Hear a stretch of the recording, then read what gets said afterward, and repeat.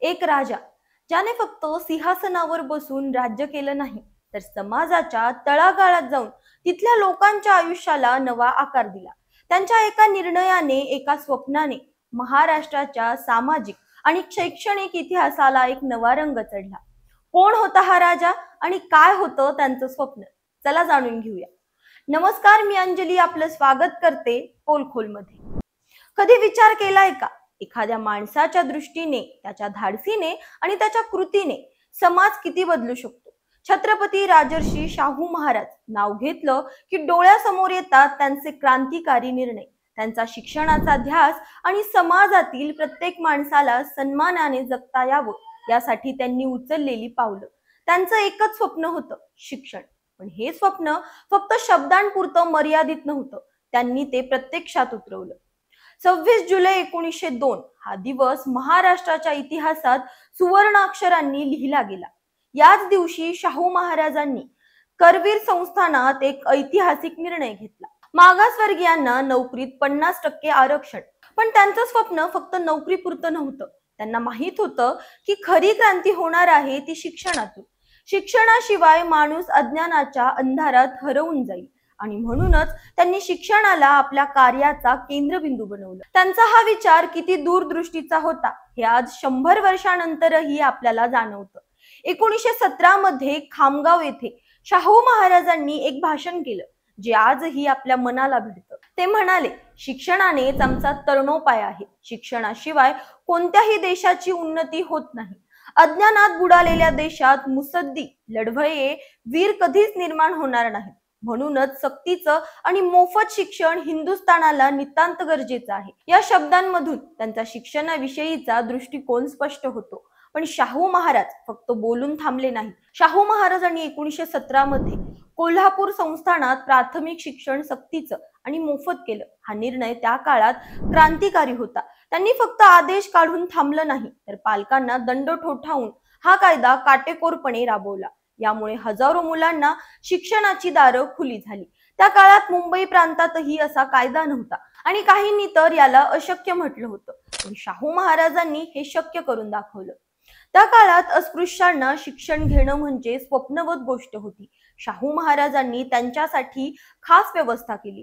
त्यांनी हुकूम काढला की शाळेत अस्पृश्य विद्यार्थ्यांशी भेदभाव होता कामा नये. 1920 मध्ये त्यांनी 10,000 रुपयांची प्रॉमिसरी नोट काढून 8 शिष्यवृत्त्या सुरू केल्या, ज्या फक्त अस्पृश्य विद्यार्थ्यांसाठी होत्या. विशेष म्हणजे यापैकी 3 शिष्यवृत्त्या मुलींसाठी होत्या.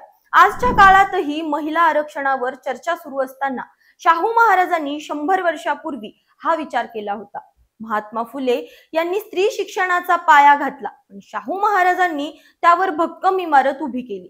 त्यांनी मुलींसाठी शिष्यवृत्त्या, शाळा आणि विशेष सुविधा उपलब्ध करून दिल्या. त्यांचा विश्वास होता की समाजाची खरी प्रगती ही स्त्रियांना शिक्षण मिळाल्याशिवाय होणार नाही. त्यांच्या या कार्याचा परिणाम पश्चिम महाराष्ट्रात, विशेषतः कोल्हापूर, सांगली, सातारा या भागात आजही जाणवतो. शाहू महाराजांना माहित होतं की शिक्षणासाठी पैसा हवा. त्यांनी शिक्षणावर मोठ्या प्रमाणात निधी खर्च केला. त्यांनी लोकांमध्ये शिक्षणाच्या खर्चाचं महत्त्व पटवून दिलं. आजच्या काळातही शिक्षणाचा खर्च वाढवणं गरजेचं आहे, नाहीतर दर्जेदार आणि परवडणारं शिक्षण सर्वसामान्यांना मिळणं कठीण आहे. शाहू महाराजांना समजलं होतं की वसतिगृहाशिवाय अनेकांना शिक्षणापासून वंचित राहावं लागेल. त्यांनी वेगवेगळ्या जातींसाठी वसतिगृह सुरू केली, ज्यामुळे अनेक विद्यार्थ्यांना शिक्षणाची संधी मिळाली. याच वसतिगृहातून कर्मवीर भाऊराव पाटील यांच्यासारखे दिग्गज घडले, ज्यांनी पुढे रयत शिक्षण संस्थेची स्थापना केली. ही संस्था आजही महाराष्ट्राच्या शैक्षणिक प्रगतीचं प्रतीक आहे. आजही शाहू महाराजांचे विचार आणि धोरण तितकेच प्रासंगिक आहेत. शिक्षण महाग होते, सामाजिक अस्वस्थता वाढते आणि बेरोजगारी सारखे प्रश्न डोकं वर काढतायत. अशा वेळी शाहू महाराजांचा दृष्टिकोन आपल्याला मार्ग दाखवतो.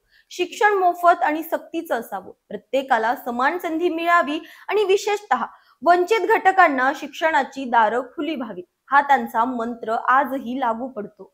आजही भटके, विमुक्त, आदिवासी आणि अल्पसंख्याक समाज शिक्षणापासून वंचित आहे. त्यांच्यासाठी विशेष उपाययोजना करणं गरजेचं आहे. शाहू महाराजांनी ज्या प्रकारे तळागाळातील लोकांसाठी शिक्षणाची व्यवस्था केली, तशीच व्यवस्था आजही करावी लागेल. शिक्षणावरील खर्च वाढवला पाहिजे, वसतिगृहांची सुविधा वाढवली पाहिजे आणि प्रत्येक मुलीला शिक्षणाची संधी मिळाली पाहिजे. शाहू महाराजांचं कार्य फक्त कोल्हापूर पुरतं मर्यादित राहिलं नाही. त्यांच्या विचारांनी संपूर्ण महाराष्ट्राला प्रेरणा दिली. रयत शिक्षण संस्थेसारख्या संस्था त्यांच्या कार्याचा परिणाम आहेत. आज महाराष्ट्र सामाजिक आणि आर्थिक दृष्ट्या प्रगत आहे. याचं मूळ शाहू महाराजांच्या शिक्षण क्रांतीत आहे.